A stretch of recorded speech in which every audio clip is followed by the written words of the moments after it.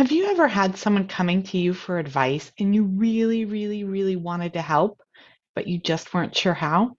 If so, today's learning snack is for you. I'm Joe Ilfeld, CEO and founder of Insight to Leadership. And recently I was talking with one of my clients who was describing how people come to them and ask for advice and they really want to be helpful. They really want to help this person, but they're not in a position to do it at that moment. For maybe it's their position in the hierarchy in the business, maybe it's their relationship with the other person, maybe it is what the other person is asking for is just not possible.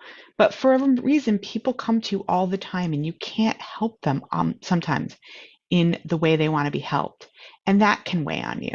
So we talked about two different things. The first thing we talked about is this idea, and totally not mine, it is from Byron Katie, but this idea that there's my bucket, things I control, your bucket, things you or others control, and then God's bucket or nature bucket. And those are things like the rain in California, which none of us can control. And that suffering happens when we are trying to interfere in things that are other people's buckets or God slash nature's bucket.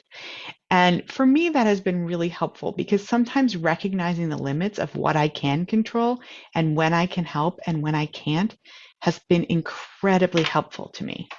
The other thing that my client and I talked about was how you can let people understand about those buckets. You might not have to use the language of Byron Katie's about the buckets, but you can be really clear to them that you really care about them, you really want to be useful, and the way you can be useful is by listening to them, helping them plan what they can do next, helping them think about alternatives, but not in interceding and doing that work for them, because that is in other people's buckets. Or maybe, who knows, nature bucket.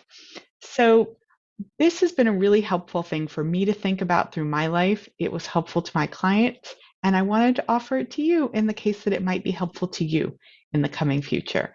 So when a problem lands on your doorstep, before you just start trying to make it better, first think about whose bucket is this in, and is this even in my bucket, and is it mine to solve?